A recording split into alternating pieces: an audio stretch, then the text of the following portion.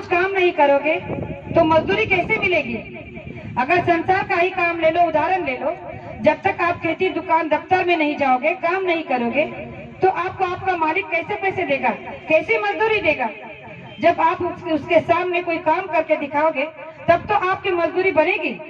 वैसे जब तक इनके सामने हम अपना कोई काम नहीं करेंगे, जैसे कि ध्यान भजन सुमिरन है, मेहनत ईमानदारी से कमाना है, किसी को ठगना बेईमानी नहीं करना है, शाकाहार का प्रचार करना है, मांसाहार से लोगों को दूर रहने के लिए कहना है, यानी कि जितने भी कार्य गुरु महाराज ने हम आपसे करवाने के लिए कहे हैं वो जब तक नहीं करेंगे तब तक दया की मजदूरी कैसे मिलेगी?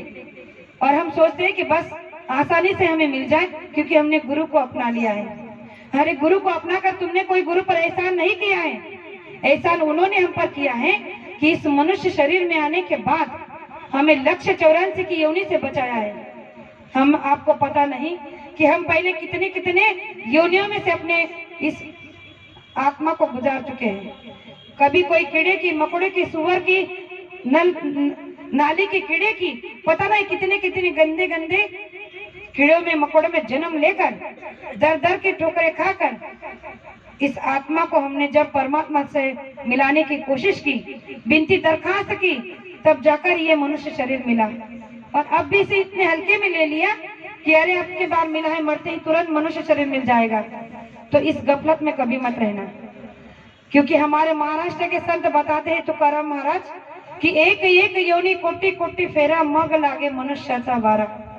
ये मराठी में कहावत है कि एक एक योनि में करोड़ों बार जन्मना पड़ता है, करोड़ों बार मरना पड़ता है, तब जाकर ये मनुष्य का शरीर मिलता है। और आपने इतना सहज समझ लिया कि अब की बार मिला है तुरंत मरने के बाद मिल जाएगा, इसलिए परमार्थ करने की क्या जरूरत है?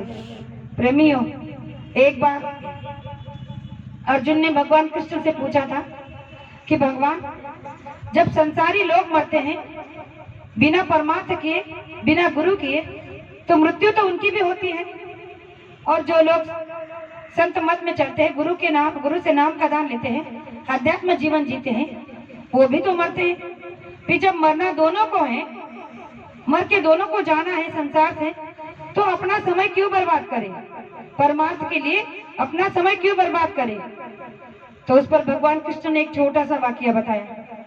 कहा कि बिल्ली होती है, बिल्ली जब अपने पेट के लिए, अपने भोजन के लिए जब चूहे को पकड़ती है अपने दांत में, तो उन दांतों से वो उस चूहे को दबाकर मारकर खा जाती है।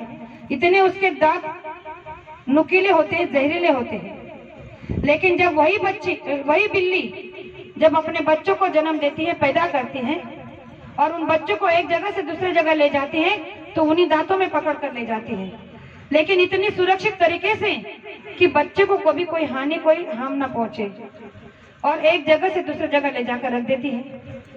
तो भगवान कृष्ण ने अर्जुन से कहा कि संसारी लोग वो होते हैं जैसे कि मरना तो सभी को है, लेकिन संसारी जब मरता है तो लक्ष्य 84 की योनि में चला जाता है, जिसे कोई नहीं बचा सकता। लेकिन जब एक परमार्थी, एक संत मत में चलने वाला, गुरु से नामदान लिए वाला प्रेमी जब मरता है, तो उसकी जीवात्मा की संभाल कुलम कुल मालिक संत गुरु करते हैं, जिसकी यातना नरक की छुड़ा देते हैं और उससे लक्ष्य 84 से बचाकर अपने धाम सत्कर्म में पहुंचा देते हैं। तब आप भी बताइए कि आपको संसारी मौत मरना है या संत मत के हिसाब से?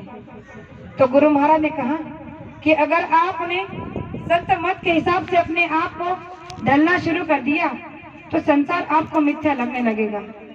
जो संसार आपको